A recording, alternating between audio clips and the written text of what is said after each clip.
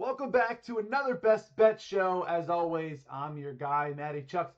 Now listen, hit like, comment if you want more of these plays. We're trying to get YouTube partner, have a ton more watch hours to get. Make sure you're subscribed so you get these videos first. Now let's recap yesterday's plays. Yusei Kikuchi over 14.5 outs was an easy cash. Got a little sweaty at the end. Don't want to say easy, but he was always going 5 innings. And Jake Bennett over 4.5 Ks. A lot of the chirp monsters started to get on Jake Bennett early when he only had, I think, 1K through two through three, whatever it was. But he finished with, I think, six. Went 7 innings. Just like we said, if you actually listen to the video, you actually would have played Jake Bennett over 16.5 outs as well. Goes over his outs and his Ks. Technically a 3-0 day on the show, but, we're only going to count 2-0 day for you guys. So 9-2 run on the show plays. VIP also smacked an RBI leg. Don't know why Gabriel Moreno, his picture didn't load there in the screenshot, but Jose Altuve RBI, Max Muncy RBI, Gabriel Moreno RBI. So more fun stuff in the VIP. Make sure you click the link in the description for free 7-day trial if you want some extra stuff like that. I do not flood lottos. I'll do maybe 3 lottos a day, maybe 2, like a Nerfy one, an RBI one, and then sometimes a mix and match one. Usually it's about 3 a day. Always limit those as well. If you want advice on how you should manage your bankroll, I can make a video. Please comment below if you want to see that. Only going to make it if you want to see it, but I do see a lot of people who are new to gambling and misusing their bankroll completely. And I don't want to see that happen. I don't want to see you lose your money, even if you have good spots and good bets and good plays.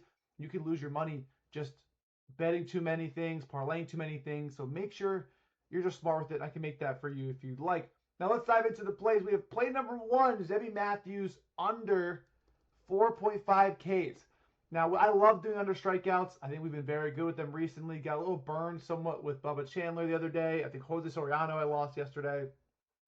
But I really love the under K reads. And here's why. Now, it was a little concerning seeing Zebby Matthews here. As you can see, his K percentage, he strikes out lefties more than righties, okay, on the season. And in the last 30 days has been striking out lefties a lot. Still does not strike out righties. The problem is the A's are going to stack their lefties. So off the bat, you're kind of a little nervous. Then you realize Jeff McNeil, Cortez, Butler, Walton. You have a lot of guys like McNeil does not K, Cortez does not K. Lawrence Butler is a worry for me a little bit. Donovan Walton does not strike out a lot at all. So the lefties he's going to face don't really strike out. Going to the last 30 days here, no one really strikes out besides Max Muncy, but then again, he really doesn't strike out righties a lot at all, which is a little weird, and they do walk a lot. I don't think Zebby Matthews goes deep. He can get into some trouble with some deep counts here, and the A's have been a little stingy. They still are a bad team without, Kurtz, without Langoliers, but they're a little stingy in the K department, and I don't really think Zebby Matthews is all that good at all. Actually, I think he sucks. He's finished with 4.44, had 10 versus Seattle, but again, we know that we talked about at Seattle, when Seattle's home, they have that weird, glare thing, and everyone pitches better with their Ks in Seattle. So you saw clearly that was a he was beneficiary of that right there. Versus the A's here, 1 strikeout in 6 innings. If he goes 6 innings, it's 1K, we're cruising. 3 walks, 3 hits. I think they do hit him a little harder. I absolutely love Zebby Matthews under 4.5 Ks. Now, this says minus 124 DraftKings. I do send all my plays out early to the Dub Club. The lines do move a little bit. So if it's not 124 there, you can find some other best lines, but I don't know what the line's going to be by the time you get to it. Sometimes they don't move at all. Sometimes they do. So just be wary of that. Going on to play number 2. Framber Valdez under 6.5 hits allowed.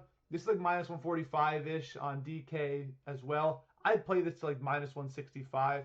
It's a lot of juice. But for me, Framber Valdez, I mean, he does get hits. He does give up a lot of hits. That's what Framber Valdez does. But he has been walking a lot more guys recently. Usually he'd be a, no walk machine, Like last year, his walk percentage was 7% and 9%. Oh, this is current season, sorry. Last season was 7 and 8%. Still the same thing.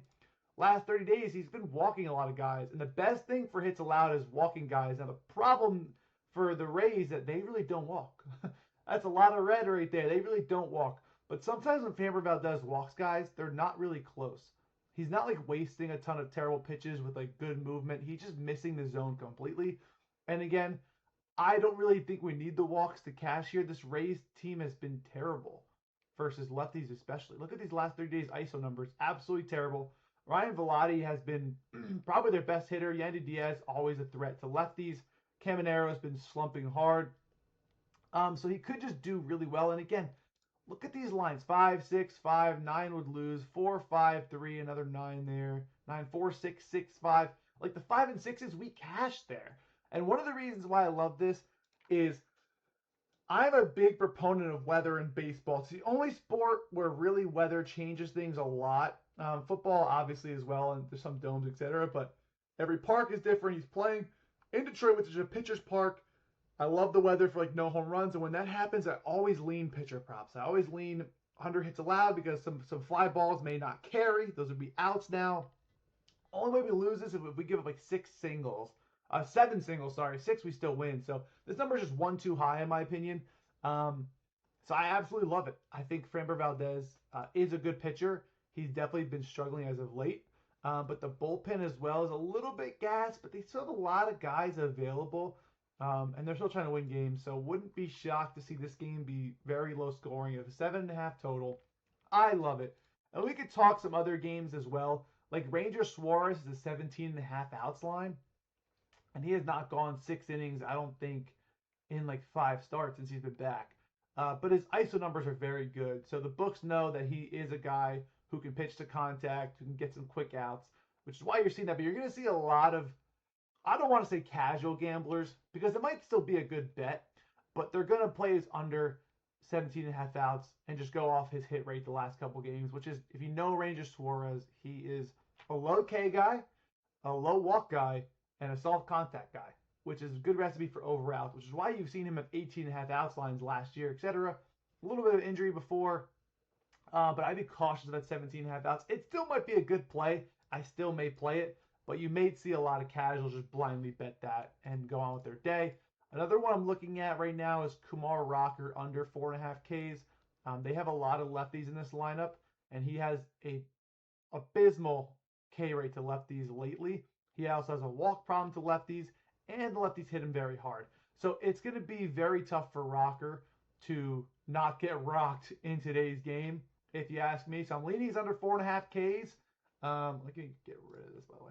Leaning his under 4.5 Ks, leaning his over everything, honestly. Either I would go as hits allowed, but I am scared of the walks. Could be a runs thing, but also may just take the White Sox on the money line because I don't know if I trust Jose either, though. So those are some things I'm looking at. I think Parker Messick has a field day today.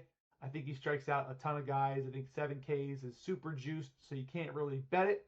But I do love Parker Messick on the strikeouts today. I do love the Guardians to take home that victory as well. We talked about the A's and Zebby Matthews. I think this Phillies-Seattle game is going to be awesome. We saw Kyle Schwarber walk it off in the 9th. Zach Wheeler and Logan Gilbert, we talked about playing in Seattle. So although this Phillies team does not strike out, I believe Logan Gilbert's K's line is still really juiced at 5.5. And I don't hate that. I think Gilbert's going to carve. He does carve at home. But this Phillies team is a force right now. And I'd be scared to play them right now, even without. They won that game, I think, without Alex Bowman, without Luis Arias yesterday. I know Arias didn't play. I'm not sure about Bowman. I think he was dealing with something small. But Zach Wheeler, last 30 days, has had a little bit of a walk issue to lefties. This Mariners team does get on base. I don't know what's going on with Zach Wheeler. He looks a little bit rocked lately. Maybe it's end of season fatigue. I really don't know what it is. But I don't know why Zach Wheeler. I wouldn't bet the Mariners. I wouldn't bet the Phillies. This game screams like the Mariners could hit Zach Wheeler.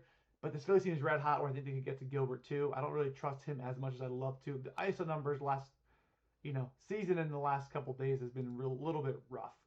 And then going to the Diamondbacks and Cubs, I think Merrill Kelly's a great pitcher. He's had a terrible season. Cannot strike any guys out. That's a very bad recipe for the Cubs. And then as far as that goes, I do like Chase Burns tonight. I cannot decide between his Ks or his outs. Last time he faced them in Oracle, I always lean outs because it's a tough ballpark to score runs in. But his K line at 6.5 may be a tad too high. So I definitely I would say I lean the Reds, but you can't trust their offense either. But I do think Chase Burns pitches very well. Whether that's 6 innings and 5 Ks, 5 innings and 9 Ks, I don't know, so I'm probably staying off his props as a whole because I can't decide, but I do think he pitches a gem. That's going to be it for today. Again, guys, 9-2 show play run. We are dominating MLB. We have more plays being posted. Thank you all for tuning in. Leaving a comment on this video really does help me. It means a lot to me. I'm trying to become a YouTube partner. A new goal I've set for myself, and that's what I've been having this year. Let's try to set goals. Let's be positive. Listen, I'm not going to win every bet. I've been doing extremely well. I think I find edges, and my job is to convince you of my plays. Please try to become better gamblers and listen to what you're gambling on and betting on and trying to understand what I'm saying. I'd love for you to take my plays at face value, but I'd also love even more for you to understand where I'm coming from and understand what I'm talking about. Because this gambling should be fun. Make sure you're doing it the right way, the way you want to as well. I'm not a stickler who says you have to gamble this way. No, but there are guidelines you should follow. Just like going to the gym, you know, you could do arms, you can do legs, you can do back, whatever you want. Anything you're really doing should be fine, as long as you're not just only doing arms and you look like an idiot, or not doing legs looking an idiot. You know what I mean? Like, just stay within the guidelines and just massage it however you want to massage it, and you should be good to go. Thank you for tuning in. Make sure to subscribe. Let's keep cashing. Peace.